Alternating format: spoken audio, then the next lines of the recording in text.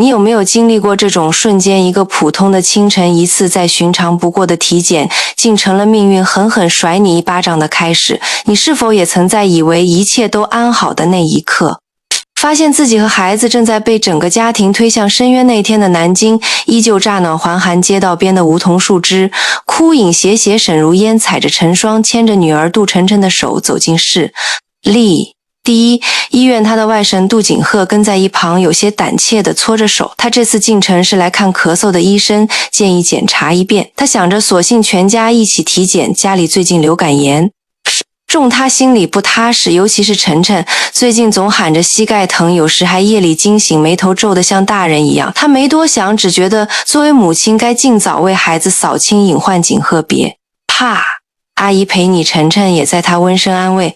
医生是个年轻女人，叫林静镇，是当年沈如烟教过的学生，眼神清亮，语气温和。检查顺利进行着，沈如烟在等待区喝了口热水，还没来得及放松，就被护士叫走。沈女士，请跟我们来一下走廊尽头的办公室。冷清异常，林静站在窗前，手里捏着一份打印纸，纸边都被捏皱了。沈老师，您先做。他声音哽住，晨晨的报告有些异常。哪方面？沈如烟下意识攥紧了包，肿瘤指标高出正常值，需要进一步检查。你说什么？他的声音几乎是颤抖的。你是不是拿错了？林静低头，我们已经复查过2次，建议尽快安排住院做活检。怎么可能？沈如烟喃喃，他才5岁，活蹦乱跳的，怎么会得？他靠在椅背上，感觉自己像被掏空了，脑子里回想的全是晨晨刚才还在拉着他衣角说，妈妈我们回家做红豆汤的天真语气。5年辛苦，求子要打针吞下去，无数怀孕时差点保不住，生下后夜夜守在他身边的晨晨，如今竟面临这个自眼癌症。他强忍眼泪，把2个孩子支开，回到办公室，整个人瘫在椅子上，肩膀一抽一抽的抖动着。这时门哐当一声被推开，丈夫杜志新气喘吁吁地赶来。怎么回事？你发什么消息？我心都悬起来了。他一把抢过报告单，飞快扫了一眼，眉头紧皱。是晨晨，不是景鹤。沈如烟愣住，看着他，似乎松了一口气的样子，心脏仿佛被针狠狠刺了一下。他不敢相信自己的耳朵。志新，你在说什么？杜志新嘴角强扯出一丝笑，我不是那个意思，我只是先确认一下是不是弄错了。你就不担心？如果是景鹤，你就担心？他猛地站起来，声音颤抖到极致。晨晨，你轻声的。杜之心被他的反应吓了一跳，连连摆手，别激动，我是说咱们都不到30岁，这病花销太大，你看30万起步，治不治得好还两说，与其拿家底去赌一场没把握的病，所以你想放弃他？沈如烟大吼。办公室外的林静听到动静，立刻推门进来，2位先别争这事，还没定论活检结果没出来之前你闭嘴。杜志新低声咆哮，林医生你自己说治愈率不到1半，这种病。林静皱眉，却没有再多言，屋内气氛几乎凝固。沈如烟用尽全身力气才忍住泪水，冷冷看着丈夫晨晨，是我女儿，我就是卖掉父母留给我的房子也要知道，抵你不出钱可以，但从现在起她跟你没有半毛钱关系。那一刻她彻底看清了身边这个男人的嘴脸，他眼底没有一丝痛苦与挣扎，只有算计与冷漠。窗外风起梧桐叶，啪地撞上玻璃窗。沈如烟感觉整个世界都冷了下来。沈如烟第2天一早便去了房管局，他要卖房，要尽快筹到治疗费用。那是父母留下的老洋房，坐落在南京市区难得的学区房地段，价值千万，可他一点都不觉得心疼。只要晨晨能好，只要这个孩子还能笑着跑进他怀里，他愿意倾其所有。可没想到刚走出房管局不久，杜志新就拦在他面前。如烟，你要冷静。他紧紧攥着他的手腕，眼里不再是往日的温吞，而是带着一种莫名的急迫。房子卖不得，那是咱们一家人唯一的资产了。错了。沈如烟把手抽回来，那是我父母的房子，是我婚前财产写的我的名字，你卖了房子，我们以后怎么办？他眼神一闪，你这不是逼我和妈去住街头呢？你倒是想过晨晨怎么办吗？他冷笑，你是他亲爸杜志新。沉默，面色阴沉，直到这时他才露出真面目。如烟，你别太冲动，我带你去家里一趟。妈和晴晴也在说句话，他心中泛起不祥的预感，却还是跟着去了家中。婆婆杜母坐在沙发上一脸威严，小姑杜丽媛则盘腿坐在地毯上玩着手机。见她进门，连头都没抬。如烟啊，听志新说你要卖房，那房子不是还欠着贷款吗？杜母声音柔和的发虚，没有贷款。沈如烟冷冷回应，那是全款买的，爸妈留下的。既然你嫁进来就是我们杜家的人。杜母忽然换了口气，重重一拍桌子，你是想一个人卖房，我们不答应，那是我的名下财产，你们管不着。他站得笔直，杜丽媛这才笑了，嘴角带着饥渴。姐，咱也不是外人，咱一家人要共度难关，房子卖了钱不也该分一点给景鹤治咳嗽吗？再说了，妈年纪大了，也该有个养老保障我家孩子，生死未卜，你们居然在这算计分赃。沈如烟气得脸色发白，你们叔还是人吗？杜母一拍桌子，怒目圆睁，你个没教养的女人，你别忘了，你这几年吃穿用度哪个不是杜家出的？景鹤可是我们杜家的骨肉，你呢？晨晨是你生的，我们凭什么养？沈如烟浑身冰冷，她这才明白，所谓的家人从来不是站在她这一边的。这时杜志新忽然把一份文件递到她面前，你先签了这个，把房子暂时过户给我，我担保会用这笔钱给晨晨治病，行不行？沈如烟拿过文件一看，哪里是暂时转让，分明是永久产权变更，连使用优先权都没有。他死死咬住后槽牙，手指紧抓成拳，你们做梦如烟，不要逼我。杜志新忽然上前一步，压低声音，要是你不给我，就把你跟那谁，你大学的旧情人联系密切的证据送去。你单位学校看看。他愣住，你威胁我，我们只是不想让你一错再错。杜母语气如毒药，包着糖衣。这时门铃响了，是邻居李婶提着水果来探望。哟，小婶也在啊，我听说你们家小丫头身体不太好，特地熬了点汤送来。沈如烟连忙迎上，谢谢李婶，你有心了。李婶环视一圈，察觉屋内气氛不对，轻轻说了句，听说那房叔子你要卖，这年头孩子要紧，别心软。他点了点头，把汤接过来，却发现婆婆脸色铁青，像是被人打了一记。耳光离神走后，杜丽媛冷笑，人尽皆知了，丢死人。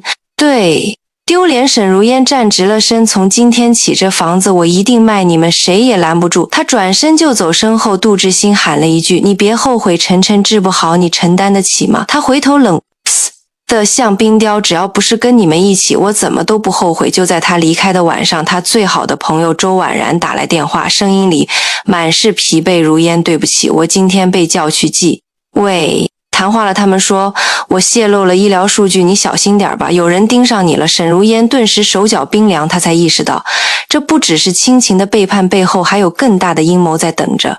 是他窗外的风吹进来，把旧日的窗帘吹得猎猎作响。他坐在床边，摸着晨晨睡着的小脸，心如刀割。妈妈不会让任何人伤害你，他轻声说，眼里燃起一种从未有过的坚定。夜深了，南京城的街灯拖着长长的影子，洒在沈如烟那间还未来得及整理出的旧宅客厅中。他把晨晨安顿在沙发上，一边用温水敷着还紫的额头，一边整理着堆积如山的旧箱子。他打算卖房，这些东西不整理不行。打开父母留下来的抽屉柜，他发现一个破旧的金属 U 盘，他拿起来插进笔记本电脑里，屏幕跳出几个熟悉又陌生的视频文件。他随手点开其中一个，只是想看看是否是老照片或者家族录影。可画面刚亮起那一秒，他的心脏像是被钝器猛击了一下。画面中是杜志新和杜丽媛，他们在他家的客厅里，彼此靠得极近，动作亲密的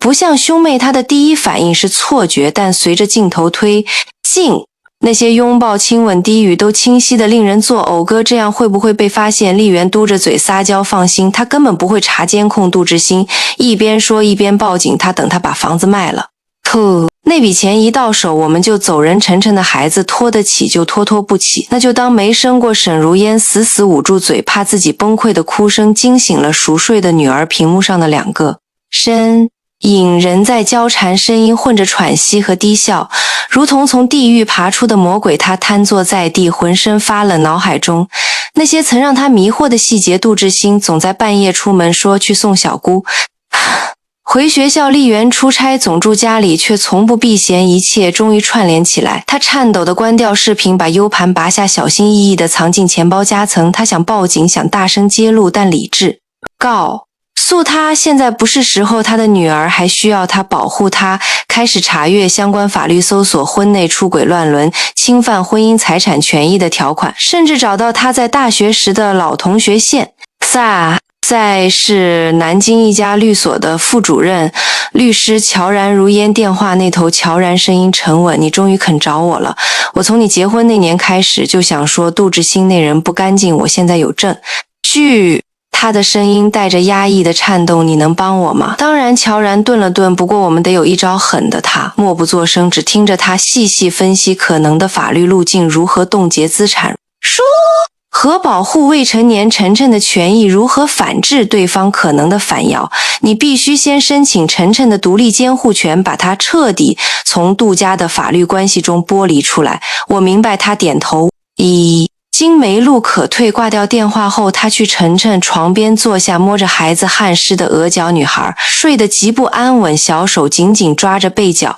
妈妈在呢，不怕。他轻声呢喃，声音轻得像根羽毛落在枕头上，却比任何誓言都坚定。第二天，他去了法院提交申请资料。就在他忙于准备法律战的这2天，婆家突然安静地出其电话，不打微信，不回连那咄咄逼人的婆婆也不再来敲门逼他签协议。他知道这不是和平，而是风暴前的沉寂。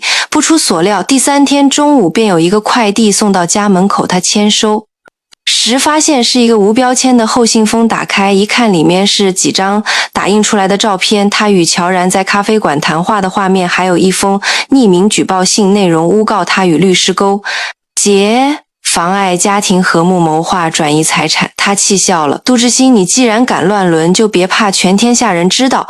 他没有退缩，反而更加坚定。晚上他打开电脑，把 U 盘里的影像背出来一份加密压缩，发送到自己的私人邮箱和乔然的办公邮箱，设置了自动定时发送。一旦3日内他没手动取消文件，将自动投递至公安网络举报平台。他不想打无准备的仗。深夜，他独坐窗边，南京城夜色深沉，远处秦淮河波光粼粼，像极了他此刻的心。表面平静，实则暗流汹涌。忽然手机震动，一个陌生号码。他接起，只听见一个冷冷的男声：你最好收手，把 U 盘交出来，否则别怪我们不客气。沈如烟咬牙：你是谁？你猜啊，杜家还有多少底牌没掀呢？电话挂断他的指尖冰凉，但内心前所未有的清醒。他终于明白，不只是为了自己，不只是为了晨晨，他必须揭开这张网，撕开这层伪善的面具。这一战他要赢。清晨6点，晨晨的脸色比前几天更苍白了些，额头冒着冷汗，小小的身体缩在棉被里，轻声说：妈妈，我头疼，不想去学校。沈如烟摸了摸他的额头，没有发烧，但他知道这不是孩子偷懒，而是真得撑不住了。乖，我们今天就不去学校了，妈妈带你去复查。他轻声哄着，同时心中打定主意，如果结果确定，就立刻安排住院。刚准备收拾衣服，电话铃响，是晨晨学校的班主任打来的。沈女士您好，今天您不用送晨晨来学校了。他一怔，为什么？对方语气有些僵硬。我们接到上级通知，有家长反映晨晨的健康状况存在疑虑，校方决定暂时让他休息几天，等出具医院健康证明再恢复上课。沈如烟气得手都在抖。你们知道得了什么病吗？你们是医生还是教师？对不起，这是校委会决定。电话那头以明显回避，希望您理解。其他家长有顾虑，我们必须为集体安全考虑。电话挂断。沈如烟愣在原地，脸色煞白。她明白了，这不是普通的顾虑，而是有人在背后推动。不到1小时，她收到一张截图，家长群里有人匿名发布了晨晨确诊中病的传言，甚至配上恶意剪辑的体检报告图像。听说那个小孩癌症晚期还来上课，太吓人了吧？学校应该考虑我们家孩子的安全吧？评论里不少点赞。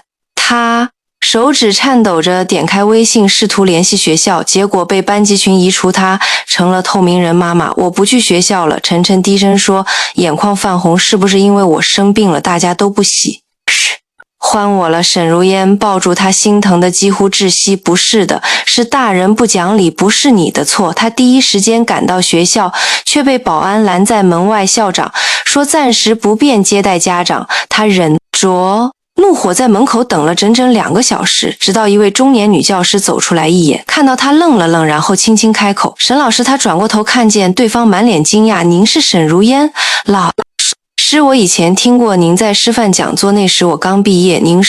我是教导主任马慧芳。”他自报家门之后低声说：“我知道这件事不对，但现在舆论太大，学校也有压力，您要不要去找校长谈谈？”他随马慧芳走进校长室，推门而入，一股压抑的氛围扑面而来。校长是个50多岁的男人，脸色尴尬地笑：“沈女士，我知道您不容易，但我们也是无奈。是谁指使你们的？”他直视对方的眼睛，毫不退让。校长犹豫片刻，终究低头：“是杜家他们有人在教育局有亲戚。”我明白了。他冷笑：“他们有钱有势，连一个孩子上学的权利也要剥夺。”沈女士，我们不是这个意思，只是我不会再解释，也不求情。他站起身，目光如刀：“从今天起，我将起诉学校侵犯未成年学生受教育权利，我也会联系媒体看看你们如何解释一纸没有证据的恐慌通知。”校长脸色巨变，马慧芳轻声说：“沈老师，我会把监控和会议纪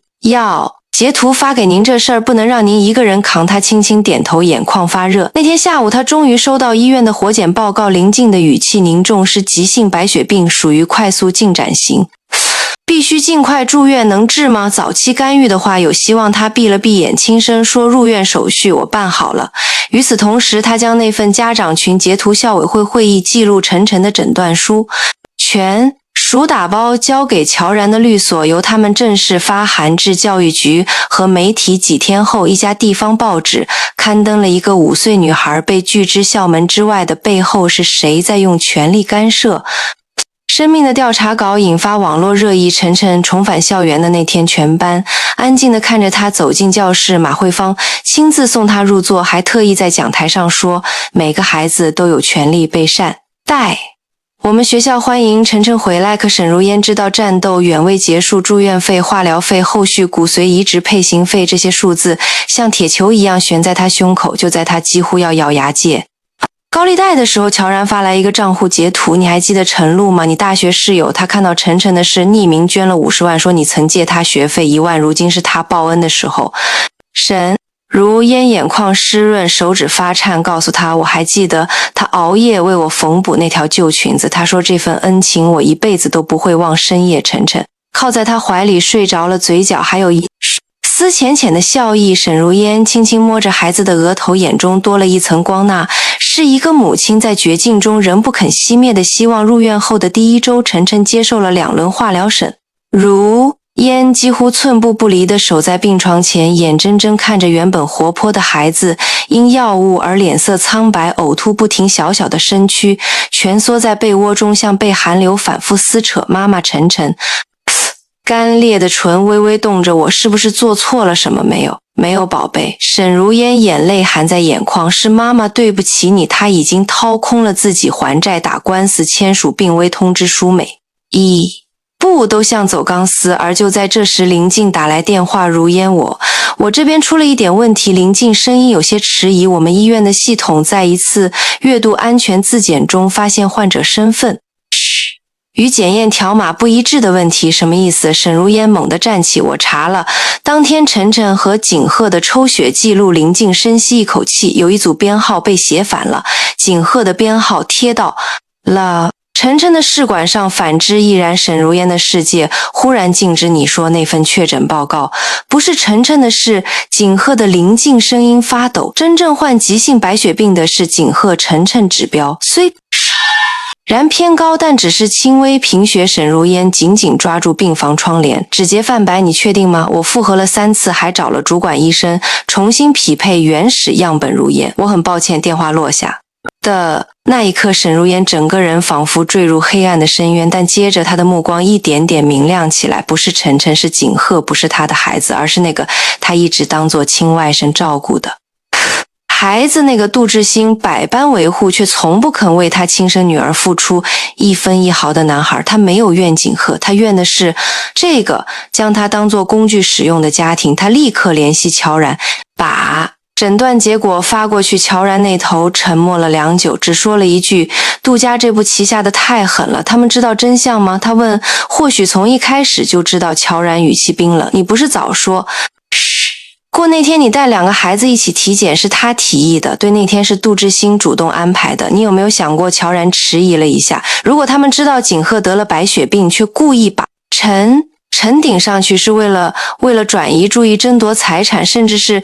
等晨死了再占有房产与监护权。沈如烟声音颤抖，却已不再是惊慌，而是清醒。他终于明白一切不是偶然。他带着报告赶到医院管理部，要求医院公开说明，并对病人身份管理失误做出调查。通报林静主动请辞，负责医生一职，并站出来协助他。他还没走出管理部大楼，就收到杜丽媛的电话。你疯了吗？电话那头尖声大叫，你想让景鹤死是不是？景鹤是你儿子。沈如烟冷冷道，你自己不治，是想让别人替你承担后果吗？我们是兄妹。杜丽媛歇斯底里，我若是带他出去检查，别人怎么看我？所以你情愿让我的女儿带他死？对面沉默了片刻，随即变得阴狠，你最好闭嘴，不然你那些视频不一定就能保你周全。沈如烟轻轻笑了，他不怕了。当天他联系了晨晨的主治医生，安排出院观察，并向法院提请监护权变更。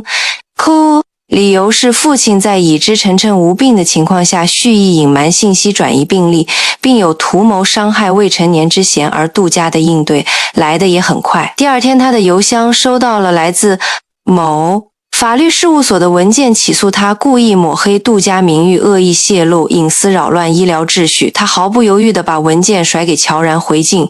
他们3天后，南京地方法院批准出不冻结杜志兴在南郊名下的房产，并发函要求医院协助调查病例真相。杜母在家中气得晕厥，杜丽媛则在朋友圈连发多条被污蔑的声明，但舆论不再向着他们了。因为晨晨出院的当天，有一段视频在网络流传开，一个小女孩坐在病床上，小手拿着绘本，轻声对妈妈说，妈妈，如果我死了，我想变成一颗星星，这样你每晚都能看到我。这一句击溃了无数网友的心理防线，评论区铺天盖地的都是谁要让一个孩子背负原本不属于他的苦？如果不是妈坚持，这个小女孩可能已经……沈如烟终于坐在医院楼下的长椅上，望着渐暗的天色，闭上眼，风吹过，她仿佛听见父亲在她耳边说，孩子，你已经做得很好。是廖景鹤最终还是被送进了重症监护室。那天夜里，杜丽媛哭着打来电话，声音嘶哑而颤抖，如烟，求你带我去找林静，帮景鹤配型，他现在需要移植骨髓。沈如烟沉默良久，语气平静得像冰，他不是我儿子。电话那头哑然，可你以前对他那么好。杜丽媛哽咽，你教他读书，给他讲故事，他喊你姨，你现在怎么是这么狠心？不是我狠心。他冷笑一声，是你们早就没心。景鹤的病在2个月前就已显现出早期症状，嗜睡，面色苍白，流鼻血。而当时杜家选择了什么？选择将那一纸确诊栽在晨晨身上，选择让他一个5岁的孩子承受化疗与排斥，选择一步步掠夺母女所有依靠。现在说求我。沈如烟挂了电话，心中毫无波澜。那一刻他明白有些恶不值得原谅。医院那边传来消息，因为延误治疗，景鹤的病情已进入中晚期，骨髓移植几乎是唯一出路。可惜初步配型失败，且等待公共骨库捐赠排期长达8个月以上。媒体再度嗅到风声，纷纷前来采访。当初那天，一个5岁女孩被拒之校门之外的记者再次出现在病房外，想为后续写个结尾。沈女士，我们能再做一次专访吗？她点点头，缓缓坐在病房窗前，阳光从百叶窗斜斜落下，她脸上有一层淡淡的疲倦，但眼神却格外坚定。我没有什么好隐瞒的。她淡然说，是的，曾经我也怀疑这个世界是否对善良太苛刻，但如今我明白，善良不是软弱，反而是最坚强的武器。记者问，您会公布呢段视频吗？关于杜家乱伦与财产陷害您的部分。他沉默片刻，望向床上的晨晨小女孩，熟睡着，睫毛如蝶翼，微颤嘴角，还有一丝疲倦后的平和。他点头，但不是现在，为什么我要等一个时机？他低声说，等杜家再走错一步。这一步很快就来了。3天后，杜志新突然现身医院，一身西装笔挺，嘴角挂着公式化的笑。他不是来看孩子的，而是带着一份律师函，要求沈如烟返还非法使用之房产交易收益，停止散布不实言论，并威胁要将晨晨的抚养权诉诸法院。你来，这是看你儿子还是来继续抢东西的？沈如烟冷眼望着他，我只是想为景鹤争取一线生机。他神情正气凛然，这世上只有一个杜家景鹤，是杜家的子孙。哈，而晨晨就不是。他的声音带着怒意，杜志新却仿佛全然不见，反而将一份文件摊开。如果你愿意撤销对杜丽媛的控诉，我们可以协商孩子的配行费用。他愣住，随即爆发出一声讽刺的笑。你们果然还没死心，想用景鹤来换晨晨，还要我撤销诉讼，你们知道吗？你的儿子之所以活不久，是因为你杜志新这一巨像一记耳光打的。他脸色发青，他拿出手机，点开那段视频录制文件，将画面中乱伦的影像播放至一半，随后关掉。我只播给你看，是因为我希望你清楚我掌握了什么。你敢放出去试试？他低吼。你觉得我不敢？他冷冷一笑。你若再敢威胁我，碰我女儿一下，我就让这段视频出现在所有人眼前。杜志新沉默，最后甩袖而去。这场正面对峙彻底将彼此逼入绝境。当天晚上他回到家时，门口多了个黑影，是林静如烟。我这里还有一份你父亲当年在医院工作的档案，里面有对景鹤母亲的部分记录。林静递过一个文件袋，你最好看看。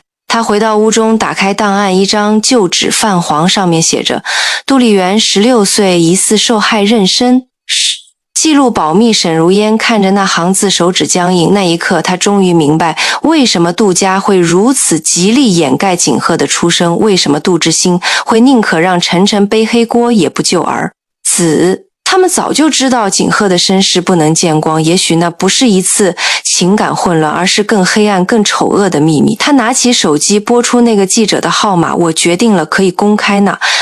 断视频了。记者那头一时沉默，然后郑重地说明白，我会保护您的身份与证据来源。还有一件事。沈如烟的声音如利剑，我希望媒体能把重点放在孩子。一个5岁孩子被如何利用，被谁诬陷，我们会如实报道。夜深了，整个南京城灯火通明，像无数双眼注视着这一场迟来的公益。晨晨翻了个身，嘴里梦话。轻想起妈妈，我们去看星星好不好？沈如烟俯下身亲了亲他的额头，轻声应道，等我们打赢仗就去南京法院公开受理一起家庭丑闻案件，涉及婚内中监护权争议与并立篡改涉事者为本市房地产企业经理杜志新及其胞妹杜丽媛。这则新闻标题被挂在门户网站头版整整1周，引发全网轰动。记者7追访微博热搜，短视频深度剪辑，舆论如潮水般涌向杜家每一处龟裂的墙角。他们曾以体面家族企业自居，如今却被千夫所指。人们最不能忍的不是他们乱伦算计阴谋，而是他们拿一个5岁无辜女孩当挡箭牌。晨晨已经够痛苦了，还要承受这些。杜家简直是披着人皮的狼，希望法院判得重一些，让恶人付出代价。而与此同时，沈如烟站在法庭上，面对镜头，语气镇定地说出，当初一切我不是为了报复，我只是为了保住我女儿的命。她不再是那个躲在丈夫背后的小女人，不再是那个在婆家客厅里被当众羞辱却强撑笑颜的儿媳妇。她站成一道，强替晨晨挡下风暴案件。开庭当日，法院门口人头攒动数10家媒体架起长枪短炮，纷纷盯准主角杜志新，脸色灰败，被律所开除名下财产，被冻结。杜丽媛则因涉嫌医疗文件篡改、未成年权益侵害遭刑事调查。在庭上，杜母试图出面为子女求情，哭着说他们不过是年轻时犯错，年轻时法官冷冷回应，在5岁儿童生命受威胁的情境下，还能说是年少无知？更令人发指的是公诉机关在调查中发现杜家早于晨晨确诊前1周就已私下联系骨髓中介，试图为景鹤寻找非法配型渠道，他们不是失误，而是蓄意判决书下达当日，全网刷屏杜志新获刑3年，缓刑5年，限制高消费赔偿精神损害金50万。杜丽媛因篡改病历及监护欺诈获刑1年6个月，缓刑3年。法院判定晨晨与沈如嫣独立户籍，永久剥夺杜志新监护资格。那一夜，沈如嫣独自坐在医院走廊窗外，细雨霏霏。晨晨已完成最后一轮复查，身体状态稳定。医生说只需继续巩固治疗，便可如常生活。沈老师马慧芳走来，手中拿着一份红头文件。我们学校为晨晨重新安排了入学手续，还特别为他调了心理老师和兴趣班，希望您能安心。沈如嫣站起郑重接过，谢谢，不是我们该谢谢您。马慧芳轻声说，您教会了我们什么叫坚持和勇气。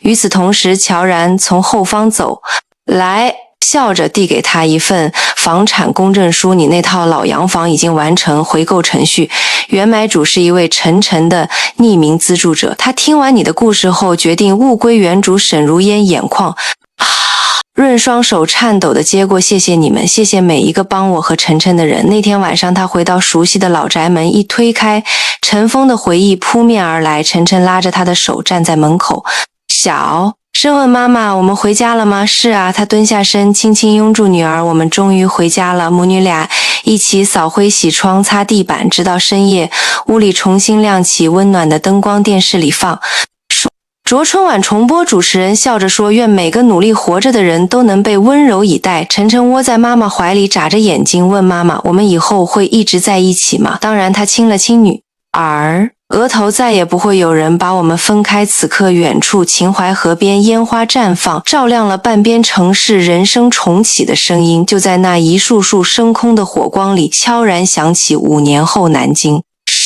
初秋的街头，桂花开得正盛，空气中弥漫着淡淡的甜香，阳光透过老洋房的雕花窗，斑驳地洒在木地板上。沈如嫣穿着淡蓝色针织外套，坐在餐桌前，陈凤补校服的纽扣孩子上初中了，个子抽得飞快，活泼又聪慧，是年级里出了名的小便手。妈，我书包呢？晨晨的声音从楼上传来，在钢琴房门口柜子上。沈如嫣笑着应，你怎么知道的？你每天放在那儿，没一天换过地方。她轻轻系上最后一针，眼神里满是柔光。晨晨跑下楼，背上书包，顺手烧了块面包。我走了，慢点，别又踩空。他跟在后头喊，知道了。晨晨挥了挥手，一溜烟地消失在街角。沈如嫣望着孩子远去的背影，站在门口。良久，她已不再是那个在命运洪流中挣扎的母亲，而是一个真正站稳脚跟的女人。她重返讲台，在南师大任教教育心理学课程，还出版了《请你温柔地对待一个孩子》一书，销量意外走红尘。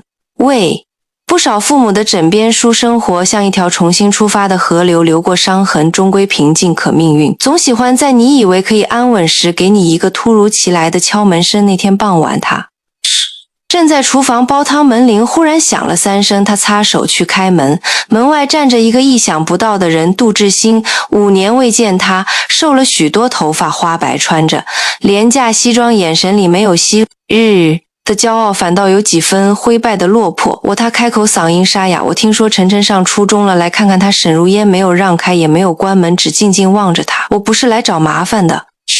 他低头，你赢了，一切你都赢了，我只想问问他现在过得好吗？很好。他淡淡道，他知道我是谁吗？他知道他看着他，但他更知道谁是他的家人，谁值得被记住。他神情黯然，点点头，我不会打扰你们。他转身，我只是想在你面前说句对不起。他没有回应，只轻轻关上了门。屋内的汤已经翻滚，他回到厨房，揭开锅盖，桂花猪骨汤香气扑鼻。那一刻，他忽然意识到，原来真正的放下不是原谅对方，而是自己终于不再需要恨。晚上晨晨回家，他问妈，今天谁来过啊？邻居说看到个怪叔叔在门口，一个旧人。他笑着回答，已经走远了。晨晨歪着脑袋问，你有没有后悔生我？没有。沈如嫣毫不犹豫地说，有你是我这辈子最不后悔的是，那如果再来一次，你还会选一样的路吗？他轻轻点头，会，但这一次我会走得更坚定。窗外夜色如墨，月光洒在院中桂树上，枝叶婆娑如轻纱，摇曳沉沉。靠！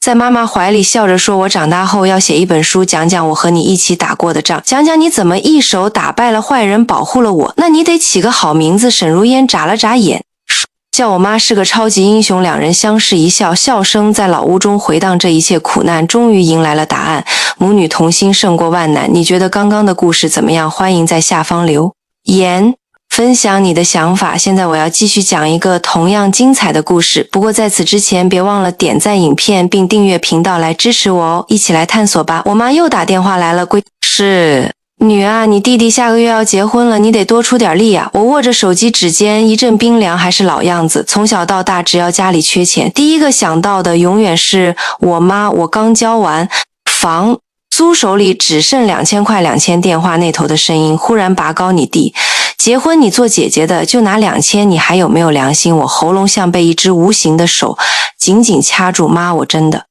没钱了，没钱！你不是一个月挣12000吗？钱呢都花哪儿去了？我闭上眼，脑海里一闪过这些月来为家里赚的钱。上个月8000是爸的医药费，上个月是弟的电脑，在上个月是家里新装的空调。妈，我刚开口，他冷冷地打断我：你弟结婚的彩礼钱，你得出我跟你爸把你养这么大，你为家里做点贡献不是应该的吗？电话啪的挂断了。我坐在出租屋的床沿上，望着渐渐变暗的手机屏幕，一动不动。镜子里的人脸色苍白，眼眶发青。26岁，所有积蓄都像泼进了一个无底洞，连个水花都没溅起来。3天后，我回了老家，一进门，我妈就笑得像朵花似的，拉着我手：闺女回来了，快坐快坐。我身体僵硬，上一次她这么说热情是让我出钱给弟弟买婚戒的时候。我爸坐在沙发上看电视，头都没抬。弟弟翘着腿打游戏，看到我懒洋洋地喊了一声，结眼睛却没离开手机屏幕。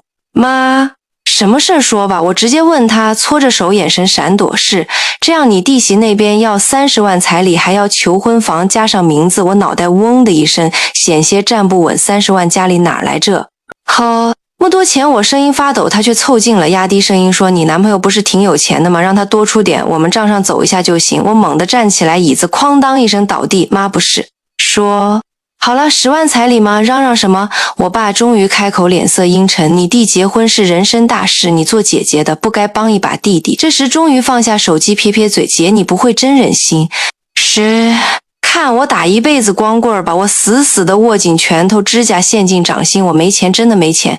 我妈冷笑一声：你男朋友不是开公司的吗？30万对他来说算什么？那是他的钱，他的钱怎么了？你嫁过去了，那不就是你的钱？我浑身发抖，像被扒光丢进冰窖。他们早就安排好了，用我的婚姻换我弟的幸福。那晚我躺在那张从小睡到大的床上，盯着天花板的裂缝发呆。手机亮了一下，是男友的消息。谈得怎么样？我咬着唇打字：他们要把彩礼加到30万。对方正在输入，停了又输，最后只回了一句。我给我眼眶一热，连忙把眼泪擦掉。不行，不能哭，哭了就输了。第二天一早，罕见的我妈煮了粥，还亲自给我盛了一碗。闺女，昨天妈说话重，是来了点，你别往心里去哈。我没动那碗粥，彩礼的事儿她答应了。我平静地说，她眼睛立刻亮了。真的30万全给吗？哎呦，我闺女就是有本事。她拍着大腿笑笑的皱纹都挤在了一起。你弟的房子首付总算有着落了。我猛地抬头，什么？他意识到说漏嘴了，连忙摆手：没事没事，妈，是说你弟结婚的事终于解决了吗？我是死死盯着他，一字一句问：你们要彩礼是为了给弟弟买房？空气瞬间凝固。弟弟啧了一声，甩门走了出去。我爸重重地放下茶杯：怎么不行吗？我妈赶紧圆场：闺女，你别多心，这钱就当借的，等你弟有钱了肯定还我。笑了笑的眼泪都出来了。他工作3年，连袜子都是我买的，他拿什么还他？我爸一巴掌扇过来，白哈，眼狼，我们养你这么大，你就这么跟父母说话？我舔了舔嘴角的血，抬头看着他们。那一刻我彻底醒了，为了我自己的未来，也为了我男朋友的尊重。我痛快的打了30万过去。我妈笑得合不拢嘴，当天就拉着弟弟去看房。我没有阻止，只是偷偷做了一件事，把所有转账记录都截图保存了下来。婚礼前1周，我回了趟家，弟弟不在，我妈正喜滋滋地整理新房的钥匙。闺女，你看看这房子多敞亮，南北通透，你弟媳肯定喜欢我。轻轻一笑，房产证写的是谁名字？当然是你弟的了。他理所当然地说彩礼钱买的房，当然写他的名字。你那30万不就是过个账吗？我轻声回道，你不是说彩礼是给我的吗？他翻了个白眼。这孩子怎么越来越计较了？我没说话，走到书桌前，拉开抽屉，一本崭新的房产证安静地躺在那里，翻开来看，产权人赫然是我弟，还有他未婚妻的名字，而我那30万转账记录就贴在旁边，证据确凿。我妈脸色一变，一把抢过房产证，你干什么？我缓缓掏出手机，点开录音，彩礼钱买的房是我们借你的，我会还的。她的脸瞬间煞白出嫁。那天我穿着平时的衣服，没让男朋友来他们家，也什么都没准备。我妈一早就盯着我，神色紧张，闺女，今天是你大喜的日子，你别闹事啊！我对着镜子涂口红，头也不回，放心，我一定让你们终身难忘。婚礼礼堂宾客满座，司仪热情洋溢地宣布请新娘的父母上台致辞。我妈满脸堆笑地站起，我接过话筒，淡淡一笑，在感谢父母之前，我想请大家先看一段视频，大屏幕亮起是我妈带着弟弟去看房的视频，是那本房产证的特写是她亲口说出彩礼钱就是给你弟买房的录音，全场哗然。我妈尖叫着冲上来抢话筒，被我一把推开。各位亲朋好友，我摘下头纱，一字一句地说，这场婚礼消了，因为我的彩礼已经成了我弟的婚房。我整颗心像被泼了冰水，从头凉到脚。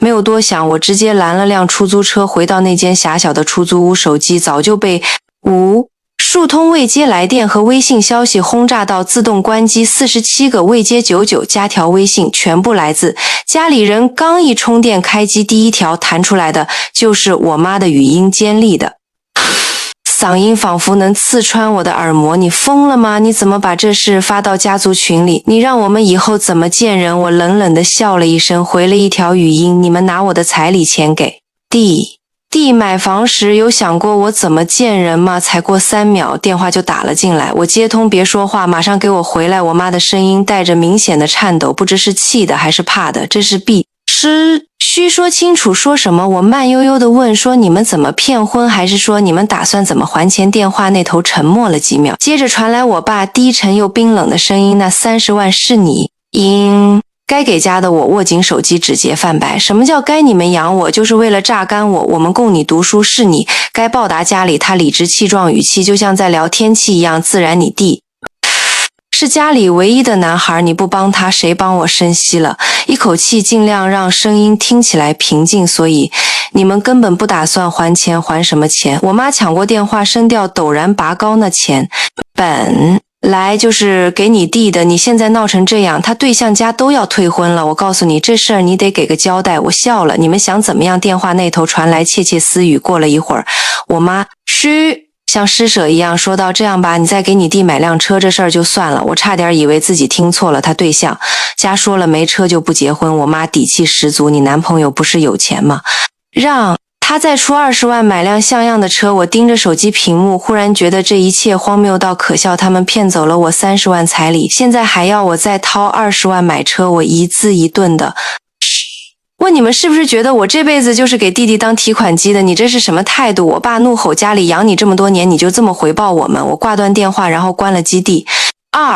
天一早门铃响了，我透过猫眼看了一眼，血液瞬间凝固，爸妈还有我弟全站在门外。我们知道你在家。我妈拼命拍门，声音在走廊里回荡，震耳欲聋。我着门把手指尖冰冷，如果不开他们能吵到邻居报警，如果开了，我深吸一口气，猛地拉开门。我妈一个踉跄，差点摔进来，站稳后抬手就要打我，我后退一步，他扑了个空，你还敢躲？他瞪大眼睛，仿佛不敢相信我敢反抗。有话好好说，我冷冷道。我爸阴着脸走了进来，环顾四周，冷笑一声，住这种破地方还敢跟我闷叫板。我弟一屁股坐在沙发上，翘着二郎腿玩着手机，连头都没抬接。我对象家说了没车不结婚，你赶紧把钱打过来。我看着他们，忽然觉得陌生又可怕。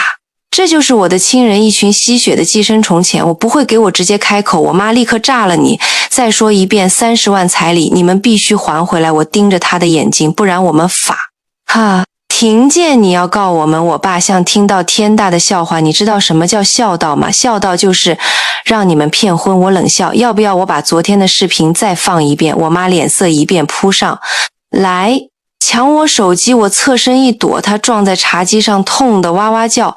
我弟终于放下手机，站起来瞪我姐：“你他妈疯了吧？为了点钱跟家里撕破脸，30万是我的。”我冷冷定，着他是我男朋友家给的彩礼，是他们的诚意。你们一句话不说就拿去买房，现在还要我出20万买车，那又怎样？我是家里唯一的儿子，你的钱不就是我的钱？他不以为然。我看着他那副理直气壮的模样，忽然明白了，他们从不觉得自己有错在，他们眼里永远是我不够孝顺，不够听话，不够家人。钱我不会输，给我再说一遍，30万1周内还我，否则呢？我爸恶狠狠地打断我，眼神像刀子。你还真敢告我们？我笑了，你们可以试试。他们在我家闹了一整个上午，最终我报警赶他们出去。警察来的时候，我妈坐在地上哭天喊地，她不笑，是个白眼狼。我弟指着我鼻子骂你，等着，这是没完地。我爸临走前甩下一句，看哪个后。律师敢接你这种案子。门关上后，我整个人瘫坐在地板上，全身发抖，不是怕，是气。手机震动了一下，是男友发来的消息，需要我帮忙吗？我盯着屏幕犹豫了很久，最终回复不用，我自己来，我不能总依赖别人，这一次我要亲手让他们付出代价。第二天我去了律师事务所，律师听完我的陈述，推了推眼镜，彩礼属于婚前赠与，如果对方明确表示是给你的个人财产，你可以主张返还。虽然他们已经拿去买房，我低声问房产证写的谁名字？你弟的律师笑了，那就好办多了。他递给我一份文件，起诉他们，你赢面很大。我接过笔，在起诉书上郑重地签下自己的名字。这一次我绝不会再心软。1周后，法院传票送到了他们家，我妈立刻打来电话，不再是怒吼，而是哭着：“你真的要告我们？我们是你亲生父母啊！”我平静地说：“还钱或者上法庭，你们选我们，哪有钱啊？”她哭喊：“房子都买了，你要我们卖房吗？那是你们的事。”电话那头沉默良久，最后我爸的声音传来，阴森森的：“你等着，我们不会让你好过的。”我挂断电话，看着窗外洒满阳光的街道，忽然觉得从未有过的轻松。原来撕破脸竟然这么痛快。传票送到的第3天，我的手机终于安静下来，没有电话轰炸，没有微信咒骂，甚至连一条短信也没有。反常的平静却让我心里泛起莫名的不安。我知道他们绝不会善罢甘休。果不其然，周一一早，我刚踏进公司大楼，耳边便传来了熟悉的哭嚎声，凄厉而刺耳。我命苦啊，养了个白眼狼闺女，现在她还要逼死亲生父母。那一刻，我浑身的血液仿佛瞬间冻结。大厅中央，我母亲披头散发地坐在地上，捶胸顿足，哭得涕泗横流，而我父亲则站在一旁，手里高举着一张巨大的打印纸上赫然用血红的大字写着：“不孝女，抛弃父母，天理难容。”同事们围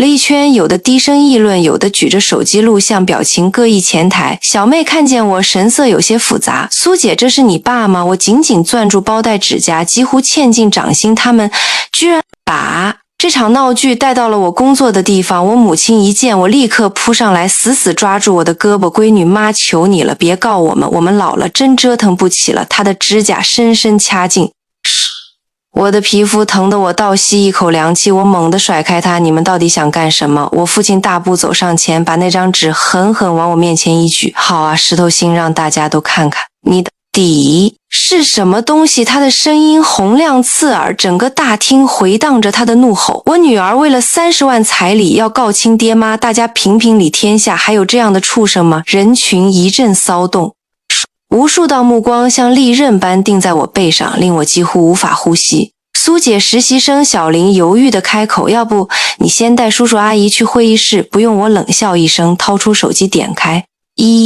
段录音：“彩礼钱买的房当然得写你弟弟的名字。”我母亲的声音在大厅中清晰回荡，父亲的脸顿时变了。这录音是假的，他大吼着朝我扑过来抢手机。我侧身躲开，继续播放第二段。你再给你弟买辆车，这事儿就算过去了。围观同事的表情开始变了，有人小声嘀咕：“这不是勒索吗？”我父亲看情况不妙，突然把抢过我的包狠狠砸在地上。逆女，今天我就替你祖宗好好教训你！他扬起手朝我脸上扇来，住手！一道冷厉的男声骤然响起，保安队长带着4名身材高大的保安冲了过来，迅速架住了我父亲。这里是办公场所，禁止闹事。母亲一看情况不对，立刻躺倒在地，滚来滚去，打人了，保安打老人了，没天理了，保安。对，常脸色黑得像锅底，直接对前台说报警。警察很快赶到，我母亲一见警服，立马收身，擦着眼泪开始装可怜。警察同志，我们就是来找女儿谈点家务事。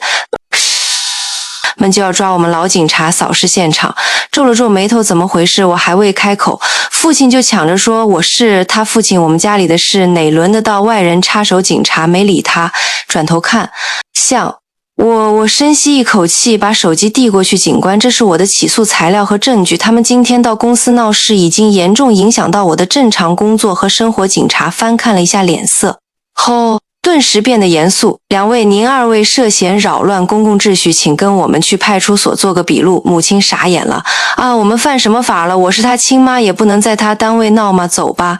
警察语气冷硬，这时我弟弟不知从哪冒出来，指着我骂道：你够狠的，连亲爸妈都要送橘子。我看着他那张狰狞扭曲的脸，竟突然笑了，这才刚刚开始呢。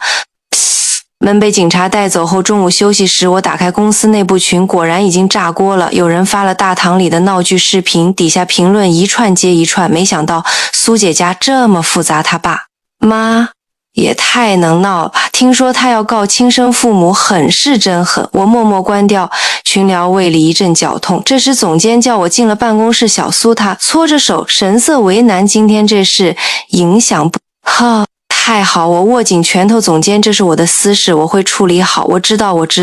他叹口气，但大老板刚打电话说有客户看到视频了，担心会影响公司形象。我心沉到了谷底，公司的意思是他避开我的目光，你先回家休息几天吧。我笑了笑，转身离开，听见他小声嘀咕，真是家门不幸走出公司，阳光刺得我眼睛发疼。手机一阵是个陌生号码发来的短信，你以为这就完了？明天我们去你男朋友公司闹，看他还敢不敢娶你。我盯着屏幕，忽然笑出声来，终于他们踩到了我的底线。我拨通了律师的电话，张律师，我要加快速度，还有帮我查一个人，我弟的未婚妻，我男朋友叫周旭，是一家科技公司的 CEO， 我们交往2年，他性格沉稳，做事有分寸，从不干涉我家里的事。直到现在，我把事情告诉他，他眉头几乎没动，只是指节轻轻敲了2下桌面几点，到我端着咖啡，指尖冰凉。明天上午是。他拿起手机拨了个号码，陈律明，早9点带法务部的人在楼下等他。听完对方回复，只轻轻腾了一声，然后看向我，这事儿你别管了，我喉咙发紧，他们很难缠。周旭忽然笑了，那是我第一次在他脸上看到锋利的神色。巧了，我专治难缠的人。第二天早上8点半，我戴着口罩和墨镜坐在他公司对面的咖啡馆里。9点整，我爸妈和我弟准时出现在大厦门口。母亲特意穿了一件旧棉袄，头发乱糟糟，一副被不孝女虐待的苦不堪言的样子。我弟手里还高高举着那张写着天理难容不孝女的横幅。昨天他举着它站在我公司门口闹了半天，今天他们刚打算闯进去，6个穿着黑西装脸色冷峻的男人就稳稳地挡在了门口。为首的男子推了推金丝边眼镜，语气不疾不徐地开口：“3位请留步。”我爸脖子一梗，怒吼：“你谁啊？我要找我女婿周总，他在开会。”律师依旧温文尔雅的回答：“我是集团的法务总监陈景，如果3位有任何诉求，可以直接找我谈。”我妈扑通一声坐在地上，撒开嗓子就哭嚎起来：“老天爷啊！我闺女和女婿联手欺负我们老两口！”他声音尖锐，仿佛要把整栋楼都震塌。周围很快围上来一圈围观的路人。陈律师丝毫不慌，从公文包中抽出平板，播放出一段监控录像，正是昨天我妈在我公司门口撒泼打滚的全过程。3位的行为已经涉嫌扰乱公司正常秩序，他依然保持礼貌。若今天继续闹事，我们将立刻以诽谤敲诈勒索罪提起诉讼，我弟气地扑上去想抢平板，你他妈吓唬谁呢？话音未落，两个保安已经一左一右把他牢牢架住。陈律师微笑着提醒先生，您的行为已经被摄像头拍下，属于暴力威胁行为，我们有权报警处理。我爸的脸顿时变了颜色，结结巴巴地说，你们这是欺负老百姓不成？律师平静地回答，我们是在依法维权。说完，他从公文包里抽出3份文件，这些是周总委托我带来的。他将文件摊开放在空中，第一份是房产证明的正副本件，明确记载了那套用您女儿彩礼付款的房子首付来自银行贷款。第二份是您儿子的银行流水记录，3年来每月都收到您女儿的转账，共计12万8千元。第三份是民事起诉书副本，周旭以名誉权受损为由，正式对3位提起诉讼索赔金额30万元。我妈一听，手一抖，文件撒了一地。我弟第一个反应过来，指着陈律师怒骂，你别吓人，那房子是我姐自愿出钱买的，有协议吗？陈律师反问，如果没有书面协议，根据法律这笔钱就属于借贷行为，借款人是他指向我弟，您。我爸一把抢过起诉书，手颤得几乎拿不住纸张，喃喃念道：“30万凭什么？凭这张纸。”陈律师再次打开手机，播放出一段清晰录音：“你再给你弟买辆车。”是，就算过去了，你的钱不就是家里的钱？我是你弟，你的钱自然是我的。录音中，我爸、我妈、我弟的声音分明如锤，直击人心。陈律师收起手机，淡淡道：“这段录应可作为定罪证据。”我弟的脸瞬间煞白，我妈突然爬起来扑向陈律师，死死抓住他的衣袖。律师同志，我们只是想讨个公道啊！我女儿她，你女儿正在依法解决家庭纠纷。陈律师轻轻抽回衣袖，而您现在的行为已经涉嫌干扰公司正常经营。他指了指头顶的摄像头证据。确凿！我爸忽然一把拽起我妈走，先回去。我弟还在原地大喊：“你们等着，我要曝光你们，让所有人看看你们干了什么好事。”陈律师含笑：“需要我提供几家权威媒体的联系方式吗？”他从名片夹里抽出几张卡片：“您看看需要哪一家？”我弟一巴掌打飞名片，扭头就跑。陈律师弯腰将卡片一一拾起，向围观群众颔首致意：“打扰各位了，本公司将保留对造谣者的追责权利。”人群散去一半，我坐在马路对面的咖啡厅，透过玻璃看着他们一脸狼狈的离开，突然觉得可笑至极。2年了，我头一次真正见识到周旭的手腕手机震动是他发来的消息。晚上想吃什么，我定了一格的位置，一切风平浪静，仿佛什么都没发生过。我回了句火锅要辣的压压心火。晚上7点，我刚走进火锅店，就收到了一个陌生号码发来的彩信。点开一看，我妈正躺在一次医院病床上的照片，文字写着：“你妈被你气得心脏病发作了，你满意了吗？”我盯着照片看了3秒，忍不住笑出声来。照片右下角的电子钟显示时间是14点27分，那时候他们才刚刚被陈律师吓跑。而照片里心电是监护仪的曲线平稳的，像是尺子画的。我把手机递给周旭：“演技太差，下次建议 P1。”张抢救画面他扫了一眼，直接转发给陈律师做证据固定。火锅咕嘟咕，说嘟的冒着泡辣的我眼眶微热。周旭夹了一片毛肚放进我碗里，尝尝他们家的招牌。我咬了一口，辣的舌尖发麻，却出奇的痛快，就像今天这一战周旭没有因为我家人的闹剧对我有丝毫疏远，反而比从前更加细致温柔。那天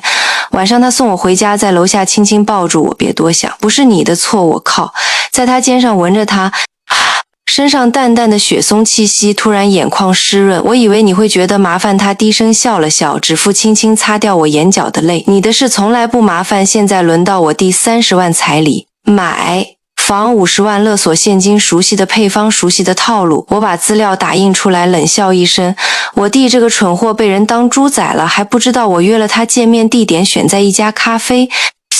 管他迟到半小时。”一脸不耐烦地坐下：“姐，要是你又想劝我分手，就别浪费时间。”我把文件袋推到他面前，他皱眉打开，扫了几眼，脸色逐渐变了：“这不可能。”娇说那2段感情都是男方渣。我指着文件中的银行流水：“那这些转账记录也是假的，他家收了2次彩礼，1次都没退。”我弟猛地站起来，椅子在地上滑初刺耳的声音，你调查他，你凭什么？我冷眼盯着他，就凭他家现在在敲诈我50万，你真以为她怀孕了？她涨红了脸，她前2天还吐了我，嗤笑。那你见过她的孕检报告吗？陪她去过医院吗？我弟顿时噎住了，我继续火上浇油。你知道他爸为什么急着要钱吗？他欠了一屁股赌债，再不还，月底就有追债的上门。撒！他猛地掀翻桌上的咖啡杯，褐色的液体洒了一地。你放屁！服务员赶紧上前清理我，抽出几张钞票放在桌上，起身离开。临走时冷冷丢下一句：不信自己去查。我以为他会犹豫，结果我低估了他的愚蠢。那天晚上爸妈的电话像炸弹一样轰了过来，你个没良心的，居然造谣你弟媳！我妈的尖叫几乎要刺破耳。魔娇娇多好的姑娘被你毁成这样！我开了免提，把手机扔在沙发上，证据摆在那儿。你们是瞎了吗？我爸抢过电话怒吼，那肯定是假的，你就是见不得你弟。好，我笑了，行啊，那你们就继续把这个好媳妇供着看看，最后谁才是真正倒霉的。挂断电话没多久，我就收到了我弟的短信：姐，你太让我失望了。娇娇说亮，你要是再污蔑他，我们就去法院告你诽谤。我回复说记得带上他前2次订婚收的彩礼收据，不然法官也不好下判。他没再回我。3天后，林娇一家果然再次上门兴师问罪，这次来势汹汹，他爸妈2个舅舅，外加一个自称律师的远房亲戚，浩浩荡荡堵在我公司楼下。林娇换了策略，不再哭闹，而是举着个是啊大喇叭，眼泪一把鼻涕一把的对着围观群众控诉我一个清清白白的姑娘竟被人造谣骗婚，现在名声毁了，婚也结不了了，我还怎么活？他妈更狠，拉出咦条红底白字的横幅，黑心大姑姐污蔑弟媳，天理难容。我站在落地窗前冷眼旁观这场闹剧。总监脸色阴沉地走到我跟前，小苏，这事必须尽快解决，已经影响公司形象了。我点点头，今天就能解决。我下楼时，那个律师亲戚正口沫横飞地向围观群众普法。根据刑法，造谣者最高可判3年有期徒刑。我走上前，淡淡问他：“你是律师？”他挺凶：“当然，我有执业证。”我微笑着说：“那你知道伪造律师证是什么罪吗？要不要我帮你查查？”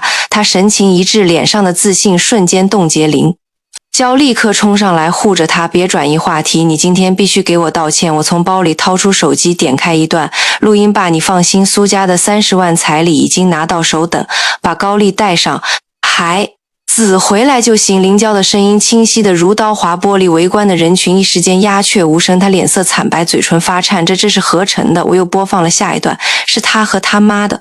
对，华苏浩那个傻子，我说怀孕他就信了，等再要50万我们就撤。人群哗然一片。他爸突然冲上来想抢我手机，怒吼：“你这个贱人，敢害我女儿！”保安迅速挡住他。我转头看向神情铁青的爸妈，现在你们还觉得我在污蔑他？我妈嘴唇哆嗦，却仍咬着牙说录音肯定是假的。我弟猛然推开人群，一把抓住林娇的肩。